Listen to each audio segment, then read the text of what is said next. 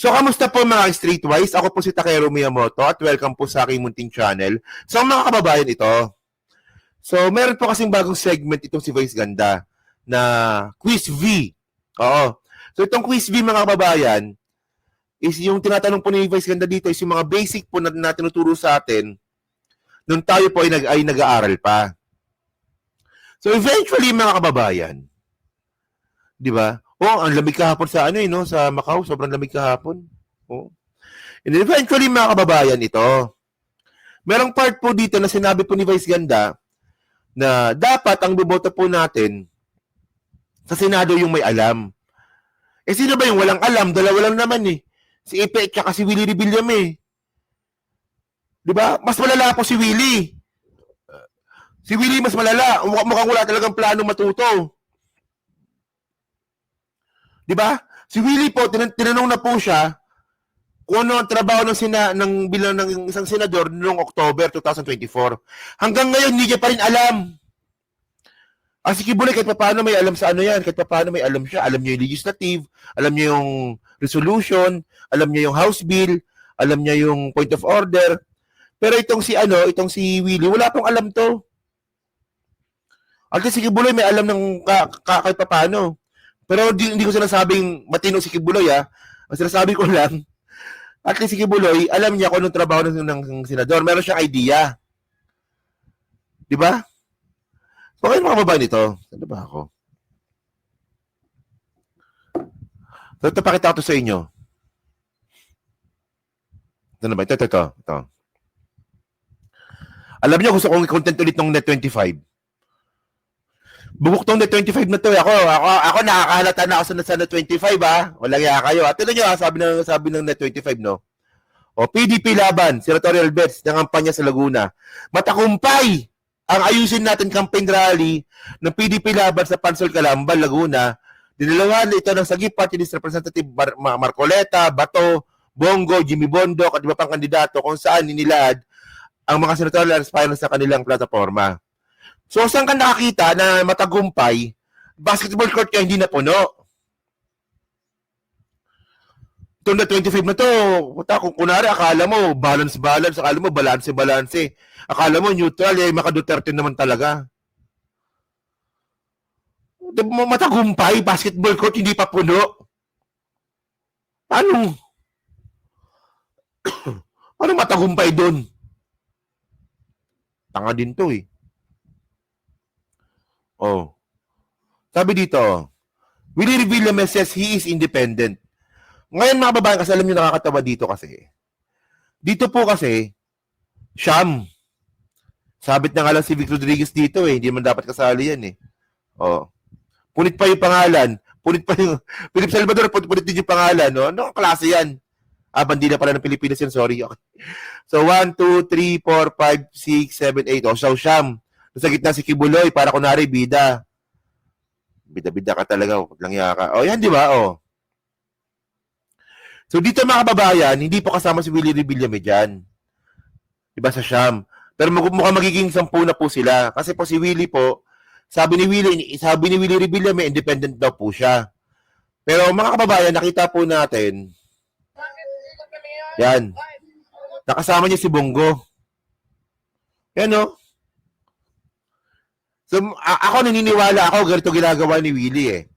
Kunwari independent, para bakuha niya yung loob, both sides, ng mga Maka Marcos, ng Maka Leni, tsaka ng Maka Duterte.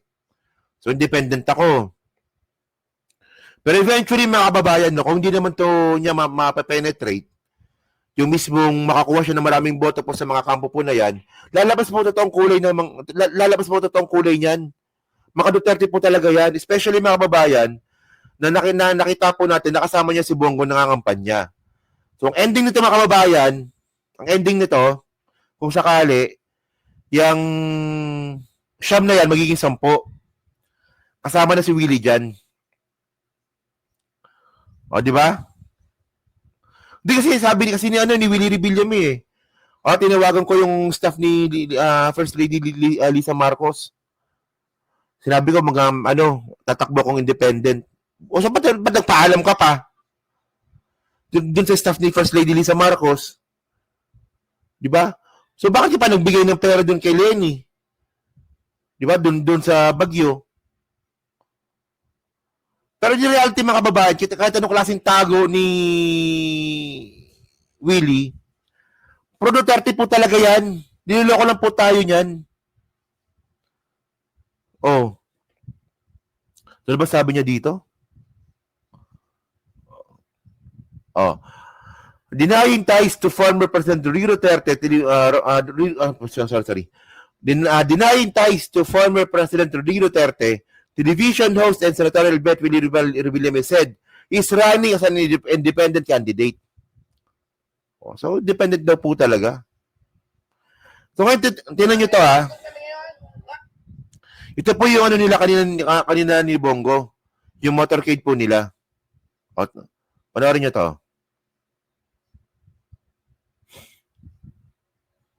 Saan na ba yan? Ito. Ngayon, guys, alam mo, nasa 600,000 tayo. Views na 2 days pa lang. Yun ang pakiusap ko sa'yo, Senator Willie. Unahin ang mga mahirap. Dapat siya natin ang mga mahirap. Kaya nagsama kami para sa ating mga kababayan. Puta na, mahirap na naman. O, sabi ni Bongo, ito, pakiusap ko sa iyo, Willie. Unahin natin ang mahirap.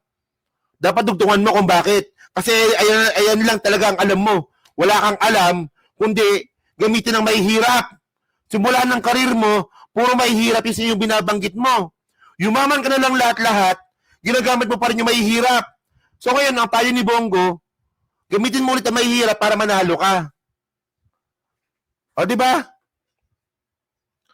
Si Willie Revillame, mga kababayan, siya po ang pasimuno at hari po ng poverty porn sa Pilipinas. Yumaman na lang po lahat-lahat si Willie Revillame, gamit po ang mahihirap. Oh. Visit? Putang na, ano unahin ng mahirap? Unahin utuin. O tama ka nga, Willie, Alvin Perez. Unahin utuin kasi uto-uto. Oh. Visit na yan. From Wawawin, di ba? From Wawawin hanggang ngayon, will to win ba? Oh, tama ba ako? Mula Wawawin hanggang will to win, wala kang ibang ginawa kundi gamitin ang mahihirap para yumaman ka. Ngayon pa nga lang na hindi ka politiko. Ginagamit mo yung mahihirap para yumaman ka. Paano ka nasabi? Oh, si Willie Revillame, ang daming kondo. May yate. May mga malls. Oh, saan galing yung pera? Sa poverty porn. Ang ginagawa po ni Willie Revillame, kukuha ng sponsor, 'di ba? Magpapa-game show, tapos yung game show, pagmumukaing kawawa yung contestant, kasi mga Pilipino uto-uto. Ay, kawawa naman. Oh, so kapag marami kang nauto, marami yung views. So maraming sponsor. O, 'di ba? Marami ba pinaiyak na calendar girl yan doon? No? Manyakis daw yun, sabi. Parang si Along. O, di ba? So, hindi nga, di ba? Oh. Dati wala ka naman eh. Sidekick ka lang dati eh. Di ba? Sumasabit-sabit ka nga lang kay Joey De Leon eh. Eh, nakita ni Willie Revillame ganito pala mang uto. Oh.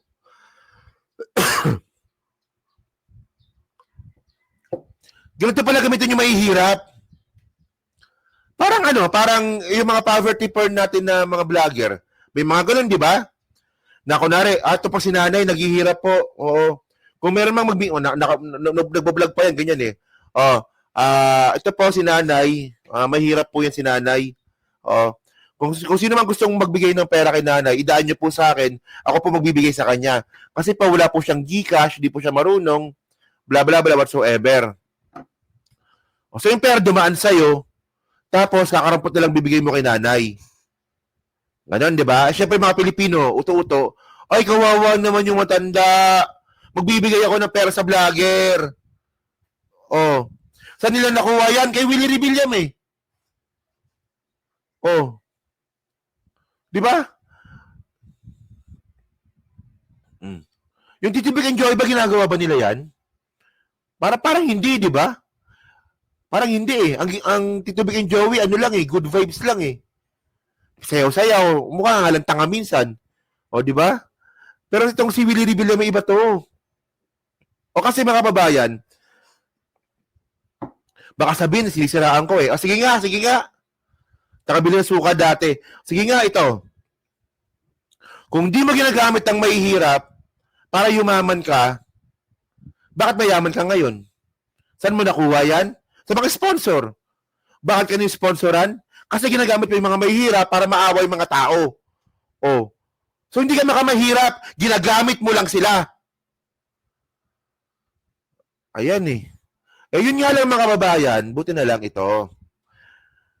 Putang magasing naman kasi tayo. Hindi pwedeng tanga. Hindi po pwedeng tanga po tayo, mga kababayan. Oh, buti na lang kamo. Ito sabi ni Vice. Tingnan niyo, sabi ni Vice ganda to eh. Ano ba 'yon? Napi ko nga. Ito sabi ni Vice eh. Tamo, naghangpay cellphone ko. Dapat pala niready ko na pala kanina. Okay, sana ba 'yon? Takeru. Ito. Meron po kasing bagong segment si Vice na yung tawag niya nga po, ano ba tawag niya? Chris V. Oo. Ano yung link dito? Hanapin ko yung link na wala tuloy. Quiz B po yung tawag po doon. And then meron po pagkakataon na sinabi nga po ni Vice na ang iboto po natin is yung may alam. Ito pala, nakita ko na. Ito pala yun. Tingnan nyo to Medyo malabo ba? Hindi. Tanggalin ko na yung yung background ko. Tanggalin natin. Yeah, may magic tayo. Magic natin. Magic. Yan, okay. So ito. Tingnan nyo to Hindi ko kasi pwede i-play dito kasi makakapalit po tayo ng ABS-CBN eh. So ito po, sinabi po ni Vice Ganda po doon po sa sa Quiz V. Tingnan nyo Yan yung branch ng Kongreso at saka ng Senado. Wait. Sapa. Ang trabaho talaga nila, legislative. Yan. Game. Legislative. Yan yung branch ng Kongreso at saka ng Senado, di ba? Ang trabaho talaga nila ay gumawa ng batas. Kaya dapat ang iboboto natin sa Kongreso at Senado ay yung gagawa ng batas, yung may alam na gawing batas at may planong gumawa ng batas. Dahil ang Kongreso at Senado, ang ginagawa po niya talaga ay gumagawa ng batas, hindi nagbibigay ng ayuda. Ayun! Putang ina! Sabi ni Vice Ganda, agree ba kayo doon? Alam niyo ako, ayoko kay Vice Ganda, no? Ayoko sa kanya eh. Pero sa pagkakataon na to, tama siya dito. Diba? Sabi ni Vice Ganda, dapat ang binoboto natin ay may alam sa batas, may planong gumawa ng batas, obligasyong gumawa ng batas, at gagawa ng batas. O, diba? O. Ayun po. Ano sabi ni Willie Revilla, tingnan nyo Agree ako dito eh. Dapat makinig kayo kay Vice, wag kay Willie. Puto si Willie, bobo yan eh. Oh, tingnan nyo sabi ni Willie dito. Panoorin nyo to. Po ay nanalo bilang senador, yung show nyo, will you still do that every day? Kasabay? Na, di ba, sa Ano Senate, hahatiin what niyo? I heard is Monday, Tuesday, Wednesday. Di ba? So, misa baka may May Thursday. session din. Meron akong Thursday, Friday, Saturday sa show. Like Senator Soto. Di ba may itbula O ginaya niya pa si Tito Soto. nga pala siya? Hindi, alam mo, bobo rin to, no? Alam niyo mga kababayan kasi, si Tito Soto mga kababayan, tatakbo po ang Itbulaga kahit busy po siya sa Senado. Marami po siyang co-host. Tito Vic and Joey po yun. Di ba? Di ba nakita niyo si Tito Soto? Pag nakabreak ang Senado, si Tito Soto sa Itbulaga. Kapag mayroon pang lakas si Tito Soto at hindi masyadong busy sa Senado, pumupunta po siya Itbulaga. Pero pag abala sa Senado, hindi po pupunta si Tito Soto. Mas priority niya po yung Senado. Yung point dito mga kababayan, tatakbo po yung Itbulaga kahit wala si Tito Soto. Eh yung will to win, tatakbo ba yan nang wala ka? Bobo ka ba? Lahat na lang kasi puro yabang eh. Pangalan na ngalan ng show mo, sa'yo pa eh. Will to win. Paano magiging will to win yan kung wala ka doon? Oh. Lahat na lang ng kayabangan nasa sayo na. O paano yon? For example, busy sa Senado ng tatlong buwan, 2 buwan. Paano yung show mo? Pipilit mo. Oh. Hindi ka katulad ni Tito Soto. Si Tito Soto, mga kababayan, may utak po yun. Si Willie wala. Si Tito Soto, mga kababayan, yung show po na Itbulaga, kahit hindi po siya pumunta, tuloy ang Itbulaga. Ang will to win, mga kababayan, kapag wala si Willie Rebillame, walang will to win kasi po nakapangalan na sa kanya. Will to win, mayabang ka kasi. Puro will. Last will. Oh. Puro kasi yabang. O, balik tayo doon. Oh. Sabi ni Vice Ganda, dapat ang boboto natin may alam sa batas, may planong gumawa ng batas, at gagawa ng batas. O, ano sabi ni Willie Rebillame dito? Babasa po kayo ng So may bills. mga araw na wala kayo. Alam mo, yung bills na yan, ang The dami bills ng- are alam mo, hundreds ang of dami ng pages batas na long. ginawa eh. Nabago ba yung buhay na mahihirap? Oh. Pero yung po ang So, wala kang plano gumawa ng batas. Alam mo, yung mga bills na yan, marami na tayong bills na ano eh. Marami na tayong bills dyan eh. Nagbago ba buhay na mahihirap? Hanggang ngayon, ginagamit mo pa rin yung mahihirap. Di ba? Hanggang ngayon, mahirap pa rin yung gamit niya, oh. Dapat tumakbo ka, ano? Ano bang dapat tinakbuhan mo? Oh, barangay chairman. Oh, dapat ganun. trabaho ng isang senador mas legislative Para talaga. saan? Para sa bansa? Ang dami ng batas na ginawa. Kauti mo, bobo walang alam. Eh, ayun yung trabaho ng senador, gumawa ng batas. Para saan? So, wala kang plano gumawa ng batas. Oh. Ano problema? Anong sagot sa problema ng Pilipinas? Bigyan ng jacket. Ganun yan eh. Oh. Anong problema sa unemployment? Sasayaw po tayo ng giling-giling. Oh. Di ba? Anong problema natin sa kulang ang negosyo sa Pilipinas? Oh. Bigyan ng CD. Kahit bulok yung CD ko, bigay ang CD. Taka ng Tony, hindi alam. Tatakbo-takbo walang alam. Oh. Meron namin takero para malawak. Matulungan niya kuno. O di ba? Bobo. Ang problema mga kababayan kasi, itong interview po na to, noong October pa po ito. Meron po siyang interview noong February. So at least mga kababayan, dito po kasi pahiya na siya dito. Wala ka man lang pag-iisip, kasi wala kang isip, di ba? Hindi mo man lang naisip na, puta na, napahiya ako ni Gretchen Ho dun sa interview na yun Sige, next interview ko, mag-aaral na ako. Ano bang ginagawa ng senador? Di ba dapat ganun, di ba? Di ba dapat ganun? Ang problema, mayabang ka eh. Alam, ang akala mo sa mga Pilipino, uto-uto eh.